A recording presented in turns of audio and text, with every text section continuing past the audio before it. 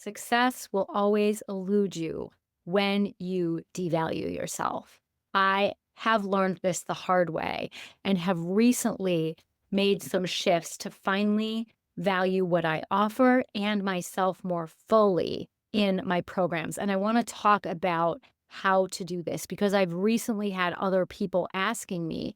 And this is a problem because a lot of us women undercharge.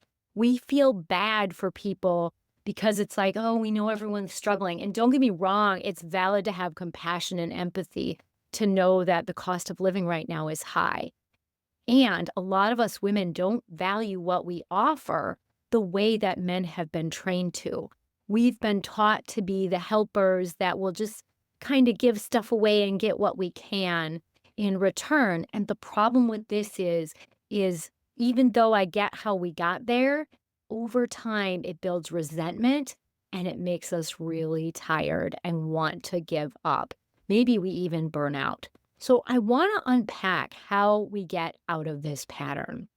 One of the things that helped me was getting outside coaching. I'll be honest, having someone point out where you are, in my case, blocked is essential.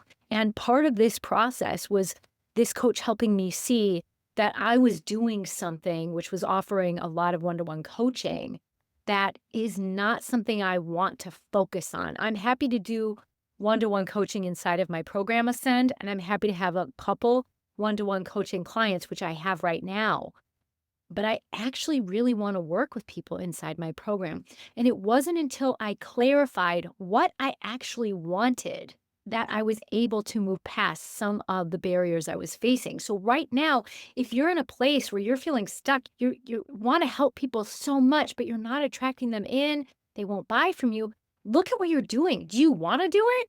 Because people feel our energy. They can tell when our heart isn't in it fully. So that's part one.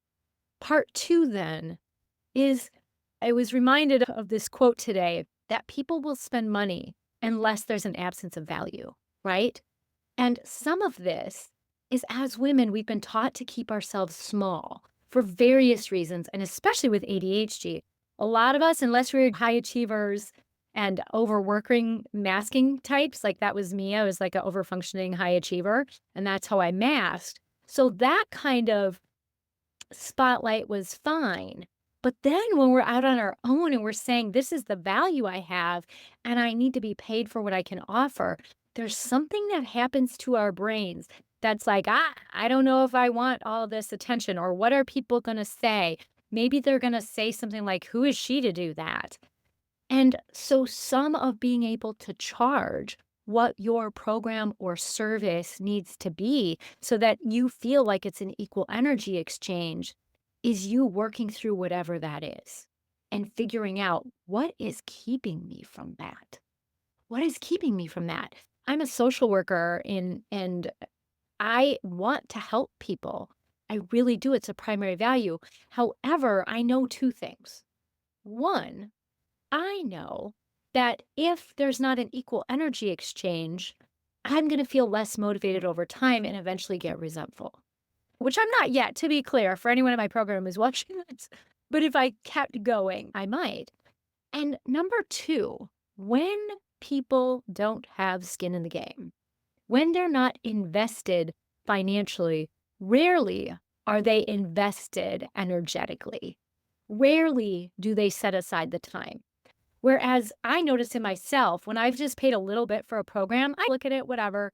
But when I've really paid for a program, you bet your ass I do the whole thing, even with ADHD. And so one of the things is in addition to you valuing yourself, you also are asking people to invest in themselves, which will then motivate them to actually do the work that you offer so they can have the transformation that I know you can help give them. So if you've been having a hard time charging closer to, I don't want to say what you're worth because your worth is not measurable, but what your services or products are worth, these are some things I encourage you to sit back and think about. Pull out your journal. What keeps you from this? What are you afraid would happen if you charged? what you think your services are worth. And if it's like, oh, no one would buy, well, then do you have an offer that can actually help people? Then if you're afraid no one will buy, it's about showing people the value that you actually offer, because then it will be a no brainer. Make sure you hit that subscribe button, and I'll see you next time.